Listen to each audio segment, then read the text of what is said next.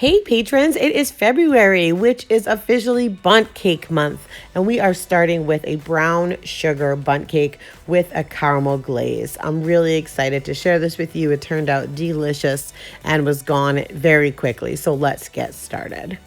The first thing we need to do is prep our bundt cake pan, and there's lots of ways that people go about doing this. Some say you should spray, some say you should rub butter. I am a proponent of melted butter and a pastry brush. So I melt about a tablespoon of butter and then just use my pastry brush to really get all of the little nooks and crannies on the inside of my bundt pan completely buttered. This ensures that the cake will come out perfectly at the end of the recipe. I'm going to speed this up so you can see me do it, but you can see I just get every little nook and cranny on the inside, all the way up the flute, all the way around. It just really makes sure that it's great.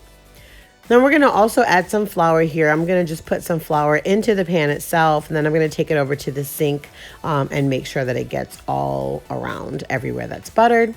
And there we are. We have our prepped pan. I'm going to put that to the side, and we're going to get started on the rest of the cake.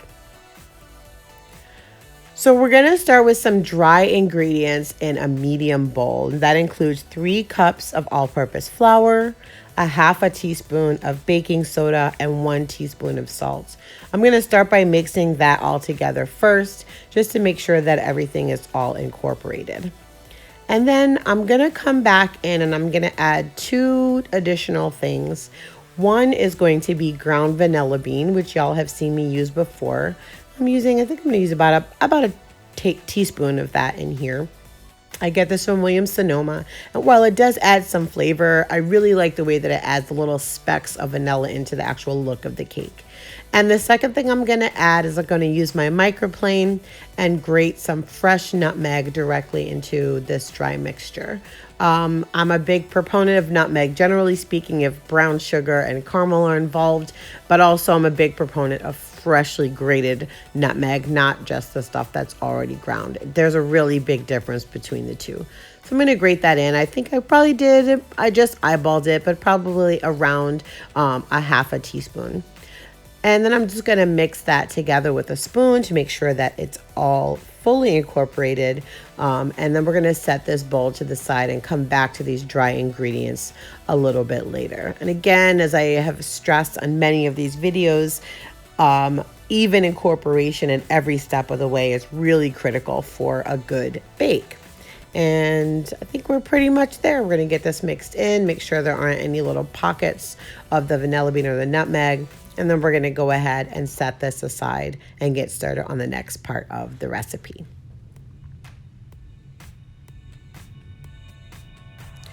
For this, we're going to be using our mixing bowl, and we're going to use our paddle attachment.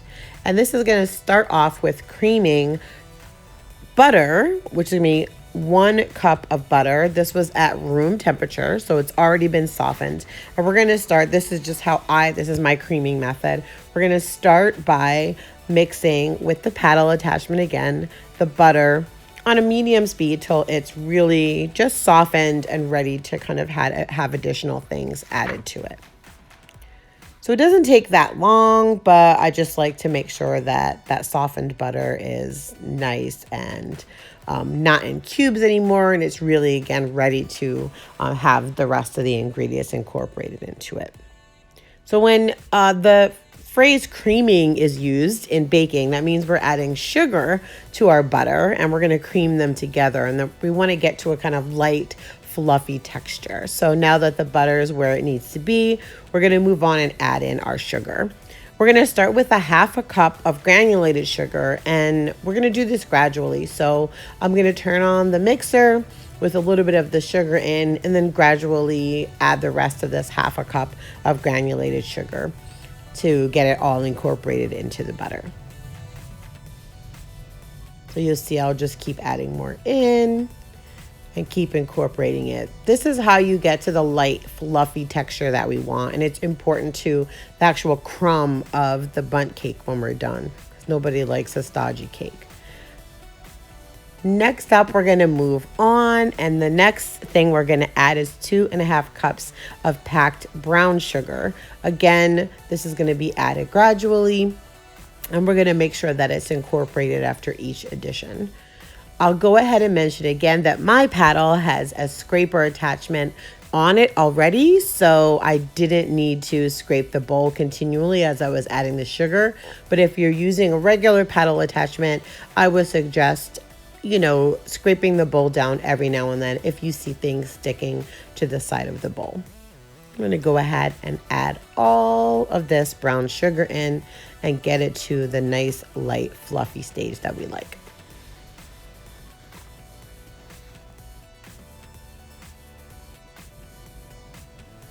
Okay, now I'm going to speed it up a bit and really get this to that light, fluffy texture now that everything's been incorporated. And now you can see we're at the nice, light, fluffy texture. And our next step is going to be to add in our eggs. We're adding 5 eggs to this batter, and we're going to add them each one at a time. And let's get started with that.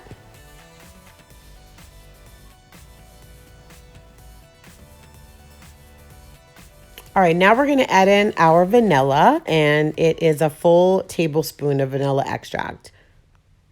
And we're going to mix that.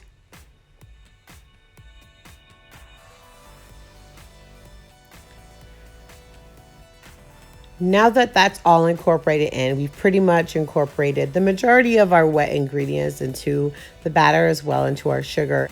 And now we're going to alternate between that flour mixture that we made earlier and set aside and 1 cup of buttermilk, which I will have to say is also at room temperature. The butter and the buttermilk should both be at room temperature. We're going to alternate back and forth between these two. I kind of eyeball it. Sometimes it's 3 back and forth. Sometimes it's 4, just depending on a lot of different factors. But let's get started and put them in.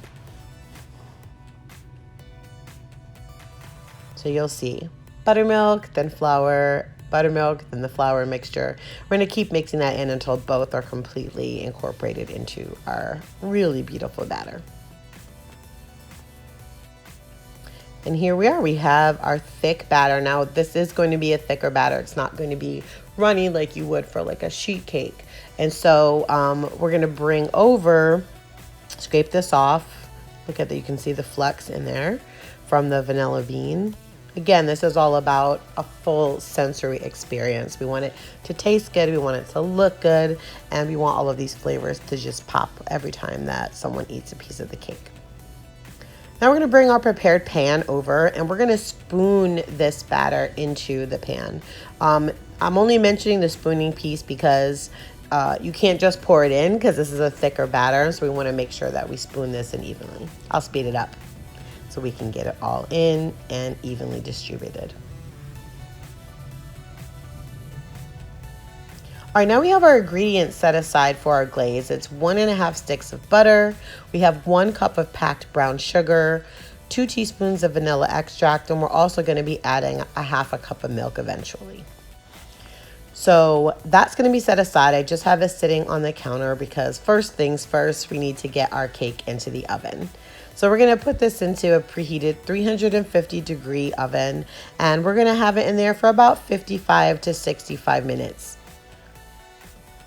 And here it is. I'm going to use my cake tester. You can use a toothpick. I just have a cake tester that I use with all my cakes. We're going to just insert it, and we want it to come out without any crumbs to ensure that this is completely done. And you'll see we don't have any crumbs at all, which means we are ready to go, and the cake is for sure baked throughout. What I'm going to do now is I'm going to come in with just a regular butter knife. After this has sat in the pan for about 10 minutes, I'm just going to loosen the edges. So we wanted it to cool a little bit for about 10 minutes in the pan. That just makes sure that it has time to pull away from the sides, and it'll be an easy way to flip it out. And now the moment of truth. Will our Bundt cake come out cleanly or not? And boom, y'all, we did it perfectly. You see how great the buttering and flouring worked when I used the brush. This is the best result that we could look for. We're gonna let that cool, and meanwhile, we're gonna get started on our glaze. And so as I said before, we've got all those ingredients in a medium saucepan. We're going to turn the heat on and get them completely incorporated together, which is going to be, again, 3/4 cup of butter, 1 cup of packed brown sugar, and that 1/2 cup of milk. I'm gonna get this mixed in and just stir it up as it's heating up, and we want to get it to a nice boil. So we really want it to get super hot. Make sure that the butter is completely melted in and that we're actually getting to the stage where a caramel is being formed and actually being cooked. This is also another part of the recipe that is to your preference. Some folks really like a thin glaze, so it's more like it soaks into the cake. Others like it more of a frosting texture, which is my preference. I just like that with my bundt cakes. And so I'm gonna cook this and let it get really bubbly and really cook it down quite a bit more.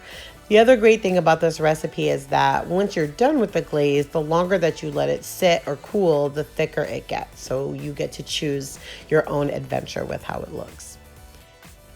And I'm just going to continue to let it boil until it gets to a rapid boil and keep it going for about 1 to 2 minutes minimum. You could go all the way up to 10 minutes depending on how thick. I'm going to remove this off of the heat and we're going to go ahead and add in 2 teaspoons of vanilla extract and mix that in.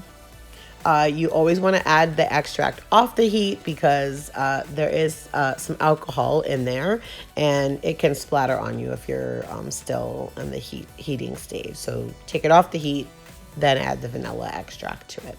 We're going to mix that up until it's completely incorporated. And then again, like I said, this is up to you to let it cool to whatever stage you want. You can pour it over your cake right now if you'd like and have it seep a little bit more. I might brush it in if I use it at this very thin stage, but I let mine cool quite a bit. I actually ended up putting it in the refrigerator for a little bit of time because I wanted a thicker, more frosting texture to everything. All right, now we are ready to go ahead and get this cake frosted. I'm gonna move it to my cake holder. I put it in my travel one because I'm taking it with me on the road. And then this is just how I'm gonna use the frosting because I did get it to less of a glaze, more of a frosting. I have a glass, I have a large Ziploc bag and a scissor. I'm gonna open up and just kind of stuff one corner of the bag into the cup. And then I'm going to go ahead and pour the frosting that I have made, the caramel frosting, directly into the cup. And you see the consistency that I got it to. It's way thicker. And again, this is just time. I just let it sit for longer, but I wanted it to be pretty thick when I put it onto the cake. I'm going to pour it in to the cup. I'm going to go ahead and cut the little end off. Then I'm just going to go right around the cake. And there we go.